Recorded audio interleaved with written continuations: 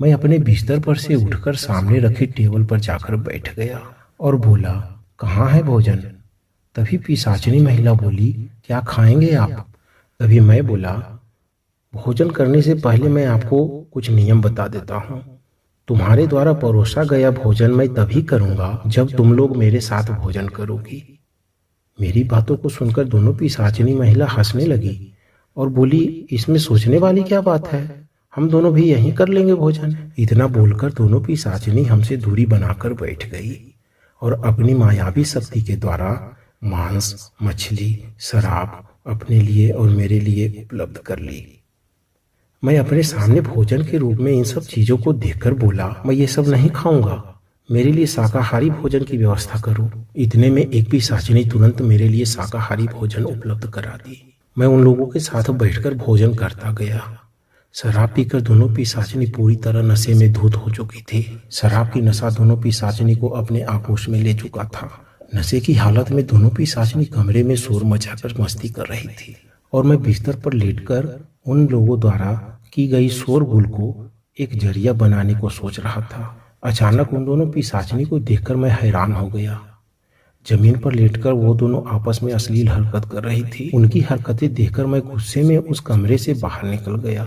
मुझे बाहर निकलते ही 3 पिशाचिनी मेरे सामने आकर खड़ी हो गई और बोली, सुरेश बाबू, आपको इतनी रात में विश्राम गृह से निकलने की वजह जानना चाहती हूँ मैं। तभी मैं बोला, वजह चाहे जो भी हो, मैं तुम्हारे राज दरबार की सुविधाओं से बहुत नाराज हूँ और मुझे इस दरबार के राजमाता पर काफी गुस्सा भी आ रहा है। मेरे साथ घटित घटना से मैं काफी क्रोध में हूँ। मुझे तुरंत इस दरबार के कोप भवन में विश्राम हेतु पहुँचाया जाए। मेरी इन बातों को सुनकर पिशाचिनियां बोली, जो आपकी आज्ञा हो, आप मेरे साथ चलिए।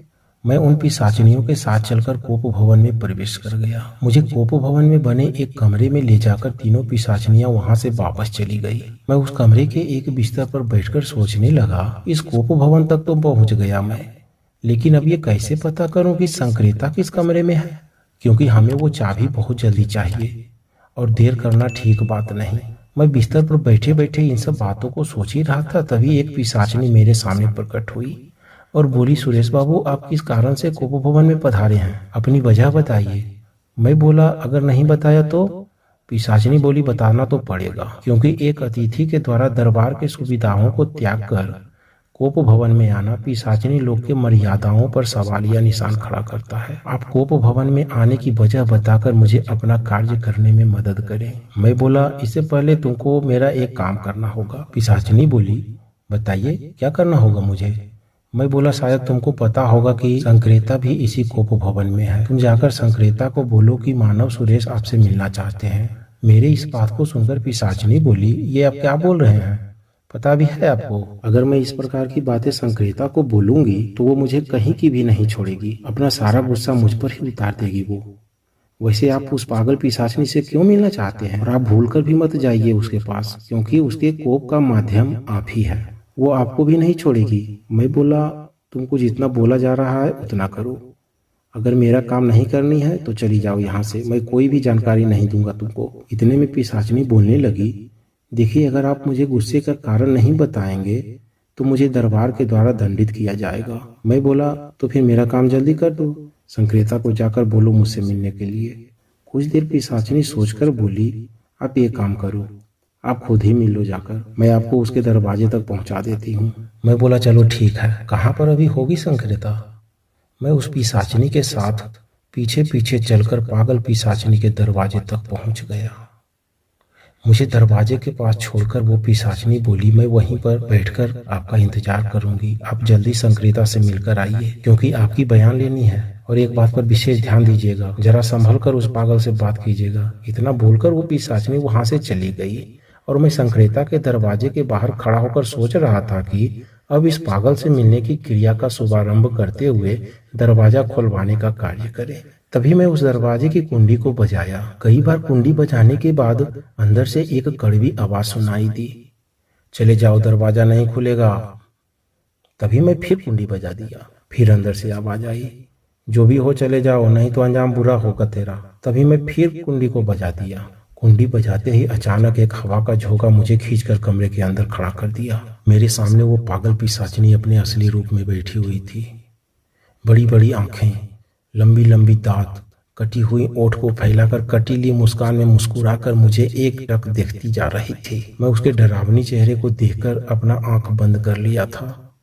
कुछ देर वो पिशाचिनी मुझे इसी प्रकार देखती रही। अचानक मुझे उठाकर अपने बिस्तर पर फेंक दिया और मेरे ऊपर बैठ गई और मेरे साथ अजीब हरकतें करके परेशान करने लगी। मैं अपनी आंख बंद करके उसके द्वारा दिया गया प्रताड़ना को सहन किए जा रहा था। उस पिशाचिनी की हाव भाव देखकर मैं अपना आंख बंद करके बेसुध होकर उसे मैं अपने शरीर के साथ खेलने का पूरा मौका दे रहा था और वो पागल पिशाचिनी मेरे बदन को भूखी शेरनी की तरह खाने की कोशिश कर रही थी। लेकिन मैं अपने काम भाव पर नियंत्रण रखकर चाबी पाने की चाहत में जरा सा भी उत्तेजित नहीं हो रहा था। मुझे पता था कि मनुष्य की उत्तेजना लक्ष्य को कभी भी प्राप्त नहीं करने देती।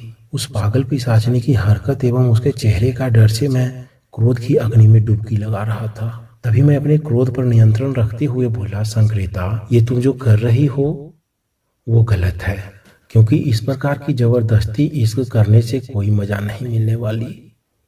मैं भी तेरे साथ रात बिताना चाहता हूँ, क्योंकि मैं तुमसे प्यार करने लगा हूँ। भरी सभा में जब तंत्रिका देवी ने तुमको थप्पड़ मारी थी, उसी समय से मैं तुम्हारी यादों में खोया हुआ हूँ, क्योंकि वो थप्पड़ तुम्हें मेरी ही वजह से लगी थी। मैं उसका पश्चाताप करना चाहता हूँ।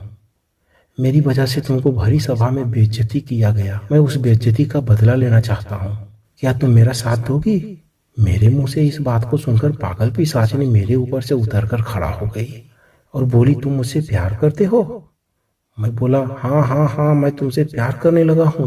मुझे तुमसे मिलने की बेचैनी हो रही थी, तभी तो इतनी रात को अपनी जान हथेली पर लेकर तुमसे मिलने आधी रात को आ गया। लेकिन तुम्हारी ये डरावनी शकल और अश्लील हरकत देखकर लगता है कि मैं तुमसे दिल लगाकर गलती कर बैठा। इतने में पागल पिशाचिनी बोली, अपनी आंखें खोलो सुरेश। मैं बोला, पहले तुम अपनी डरावनी शकल को दिखाना बंद करो। इतने में संक्रेता मेरे आंख की पुतली को पकड़कर मेरा आंख खोल दी। आंख खुलते ही मेरे नजरों के सामने वो पागल पिशाचिनी एक अति सुंदर महिला के रूप में इठलाती हुई अपनी अदाएं बिखेर रही थी। मुझे सोफे पर बिठाकर सुंदर नृत्य करने लगी, ताकि मैं उसके इस नाच को देखकर भाव विभोर हो जाऊं। मैं भी अपने भाव को उसी प्रकार प्रकट कर रहा था जैसा वो पागल पिशाचिनी चाहती थी। मैं उसको एकटक देखे जा रहा था। कुछ देर तक उसी प्रकार चलता रहा। वो पिशाचिनी नाचते हुए 2 पैक मदिरा भी बना दी। एक गिलास का पैक खुद पीकर दूसरे गिलास में बना शराब के पैक को लेकर उस पैक को मेरे ओंठ से सटाते हुए बोली, मेरे सपनों का राजकुमार, आज तुम्हारी राजकुमारी अपने हाथों से तुम्हें इस जाम को पिलाएगी। तभी मैं उसके गिलास वाले हाथ को अपने सामने से हटाते एवं खड़ा होते हुए बोला, तुम्हारे हाथ से जाम भी पीऊंगा और काम भी करूंगा।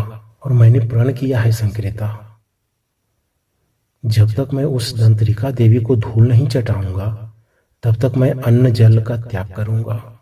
मुझे उससे तुम्हारी बेइज्जती का बदला लेना है।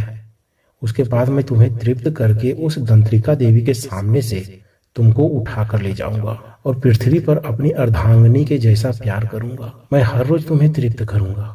पागल पिशाचिनी मेरी बातों को सुनकर मुस्कुराते हुए बोली, तब तो इस कार्य को बहुत जल्दी खत्म करना होगा, नहीं तो मेरा प्यार भूखा मर जाएगा। तभी मैं अपनी आंखों से उस पिशाचिनी की आंखों को प्यार भरी नजरों से देखते हुए बोला, संक्रेता, क्या तुम भी मुझे उतना ही प्यार करोगी जितना मैं तुमसे प्यार करूंगा? मेरी इस बात को सुनकर पिशाचिनी भावुक हो गई और उसके आंसू बता रहे थे कि मैं उसको छोड़ सकता हूं, लेकिन वो कभी मेरा साथ नहीं छोड़ेगी। पिशाचिनी अपने आंसू को पोंछते हुए बोली, तुम अब देखते जाओ सुरेश, मैं तुम्हारे लिए इस पिशाचिनी लोक की ईंट से ईंट बजा दूंगी। मैं बोला, ज्यादा आवेश में आकर कोई काम मत करना संक्रेता। तंत्रिका देवी से अपने प्यार की बेइज्जती का बदला लेने का मेरे पास एक प्लान है, क्या मेरा साथ दोगी तुम? पागल पिशाचिनी बोली, तुम पागल हो गए हो क्या सुरेश? जिस प्रकार वो मुझे भरी सभा में जलील करके थप्पड़ मारी थी, मैं उसके साथ वैसा ही सलूक करूंगी। तुम अपना प्लान बताओ। मैं बोला, तुमको इस पिशाचिनी लोक की राजमाता बनना पड़ेगा और मैं उसके लिए सारी तैयारी कर चुका हूँ। बस तुमको मैं जैसा कहूंगा तुम गुस्से पर काबू करके वैसा करते जाना। मेरी इस बात को सुनकर पिशाचिनी ठहाके मारकर हंसने लगी और कहने लगी, भूख के कारण तुम्हारी मति भ्रष्ट हो गई है सुरेश। राजमाता और मैं, ये हो ही नहीं सकता। मैं गुस्से में आकर बोला, क्यों नहीं होगा? मैं अपना प्यार पाने के लिए पिशाचिनी लोक का सिंहासन क्या, मैं किसी भी सिंहासन पर तुम्हें विराजमान कर दूंगा। मेरे मुंह से इस बात को सुनकर पागल पिशाचनी उछल उछल कर नाचने लगी और मेरे गोद में आकर बैठकर बोलने लगी, और इस सिंहासन पर मुझे कब बैठाओगे सुरेश बाबू? मैं उसको अपने गोद से हटाते हुए बोला, जब तक मैं अपने मकसद में कामयाब ना हो जाऊं तुम्हें इंतजार करना होगा संक्रेता। उसके बाद मैं अपना हाथ उसके सामने फैलाते हुए बोला, वादा करो संक्रेता कि अभी से तुम मेरा साथ दोगी। पिशाचनी तुरंत अपना हाथ मेरे हाथ पर रखते हुए बोली, मेरा वादा है तुमसे, अभी से जैसा तुम कहोगे वैसा ही मैं करूंगी।